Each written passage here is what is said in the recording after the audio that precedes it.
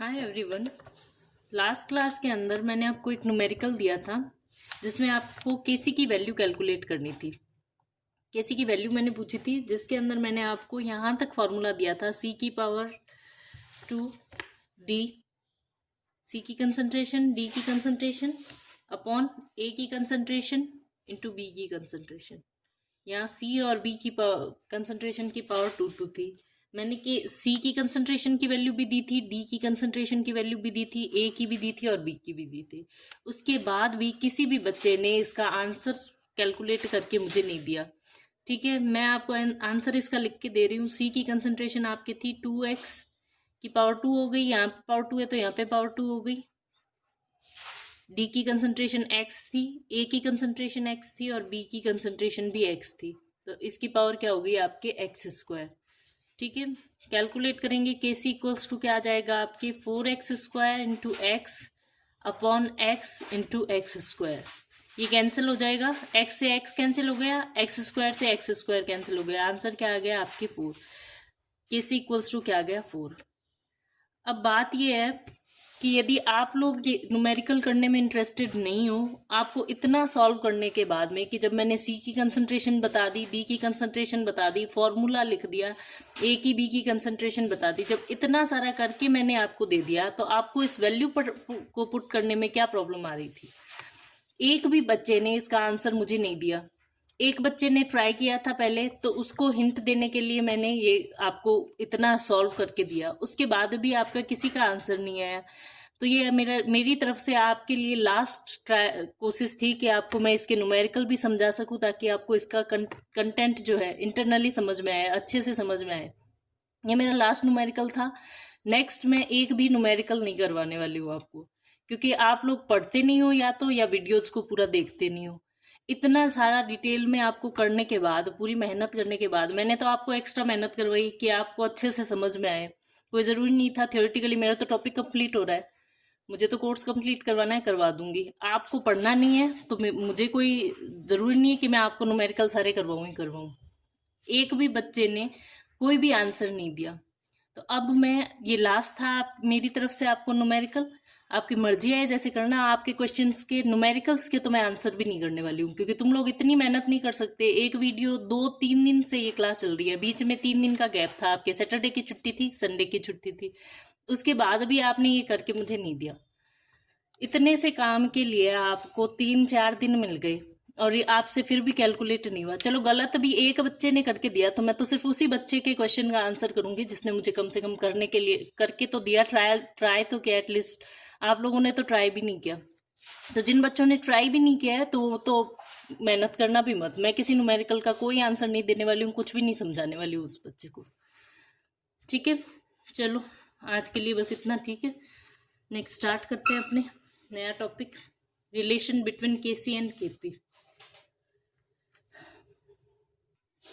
आज हमें स्टार्ट करना था topic relation between KP and KC. तो एक रिएक्शन अपन ने जो कल डिस्कस की थी, मान लो N1 मोल ए के N2 मोल बी के रिएक्ट करके M1 मोल सी के एंड M2 मोल डी के बनाता है, तो उसके लिए इक्विलिब्रियम कांस्टेंट की कैलकुलेशन केसी इक्वल्स टू आपके लिए क्या आ जाएगा, केसी बराबर प्रोडक्ट की कंसंट्रेशन, सी की कंसंट्रेशन की पावर क्या आ जाएगी M1, ऐसे ही डी की कंसंट्रेशन की पावर क्या आ जाएगी M2, अपॉन में क्या आ जाएगा आपके ए की कंसंट्रेशन की पावर N1 एंड बी की कंसंट्रेशन की पावर N2।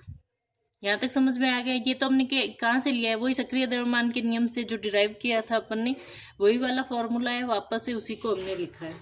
ठीक है, अब हमें देखना है केसी और केपी में रिलेशन।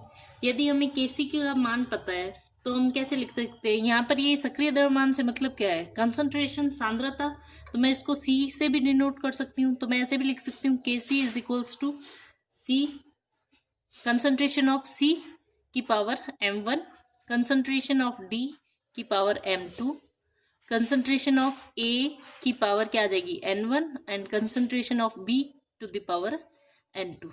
क्लियर हो गई इतनी चीज। अब ये तो वैल्यू आ गई आपके पास में केसी की। अब हमें निकालनी है केपी की। केपी की वैल्यू क्या होती है, लास्ट क्लास में हमने देखा था केपी क्या हो जाएगी। अब कंसंट्रेशन को हम प्रेशर की टर्म में डिनोट करेंगे, तो pressure of C power M1, pressure of D power M2, pressure of A power n1 and pressure of B power n2। Clear हो गई इतनी चीज़। ये आपकी वैल्यू आ गई Kp की। इसको लिख दिया मैंने इक्वेशन 1, इसको लिख दिया इक्वेशन 2। यहाँ तक समझ में आ गया। अब क्या करना है अपने को, हमें पता है आइडियल गैस के लिए PV बराबर क्या होता है, nRT होता है। PV बराबर nRT, ये क्या है, आइडियल गैस इक्वेशन है। तो इस आइडियल गैस इक्वेशन से हम इसको रीअरेंज करके एक नई इक्वेशन बना सकते हैं। PV बराबर क्या होता है, nRT। तो P बराबर क्या हो जाएगा आपकी, nRT अपॉन क्या आ गया V। और N/V क्या होता है, नंबर ऑफ मोल पर लीटर, यानी कि क्या हो गया, मोलैरिटी यानी कंसंट्रेशन। मैं इसको C लिख सकती हूँ। तो P इक्वल्स टू क्या हो गई, concentration into RT, P equals to CRT। ये इक्वेशन आ गई हमारी इक्वेशन नंबर 3। यहाँ तक समझ में आ गया। अब क्या करना है आपको मिल गई सारी चीज़ कंसंट्रेशन के टर्म में। तो Kp की वैल्यू क्या थी आपके पास, Kp की वैल्यू थी P of C m1 pressure of D power m2 upon pressure of A power n1 pressure of B power n2। ठीक है, ये इक्वेशन थी हमारे पास में Kp के लिए। अब हमें P की वैल्यू सबकी पुट करनी है, क्योंकि P इक्वल्स टू CRT है। तो मैं इसको P को C की टर्म में लिख सकती हूँ। तो मैं क्या लिखूंगी, वैल्यू पुट कर दूंगी। Kp इक्वल्स टू आपके क्या आ जाएगा, Kp इक्वल्स टू आ जाएगा कंसंट्रेशन ऑफ C की पावर m1 इंटू RT की पावर भी क्या आ जाएगी आपके m1। ये तो किसके लिए आ गया, इसकी वैल्यू आ गई। ठीक है, PC इक्वल्स टू क्या आ गई, कंसंट्रेशन ऑफ C की पावर m1 इंटू RT की पावर m1। ऐसे ही PD के लिए कंसंट्रेशन ऑफ D की पावर m2 इंटू RT की पावर m2। समझ आ रही है ये चीज़। अब मैंने क्या लिखी है, PC की वैल्यू पुट कर दी, ये वाली सारी PC की वैल्यू है। ठीक है, ये वाली इसकी वैल्यू है ये। ठीक है, इसी तरह ये D की वैल्यू है। इसी तरह A की भी वैल्यू आएगी, concentration of A to the power n1 RT to the power n1। इसी तरह concentration of B to the power n2 RT to the power क्या आ गई आपकी n2। इतनी चीज़ समझ आ गई। इसको लिख दिया मैंने इक्वेशन नंबर 4। ठीक है, ये आपके आ गई इक्वेशन नंबर 4। ठीक, अब क्या करना है अपने को, हमें पता है इसको अपन कंसंट्रेशन वाली टर्म से हमारे क्या बन रहा था, Kc की वैल्यू बन रही थी। तो कंसंट्रेशन वाली टर्म को अलग कर लेते हैं, RT वाली टर्म्स को अलग कर लेते हैं। तो मैं ऐसे लिख सकती हूँ Kp equals to C to the power m1, क्योंकि मल्टीप्लीकेशन में सारा एक साथ लिख सकती हूँ, C D to the power m2 upon क्या आ जाएगा, C A to the power n1 and C B to the power n2। बचा क्या, इसको एक ब्रैकेट में डाल दिया मैंने।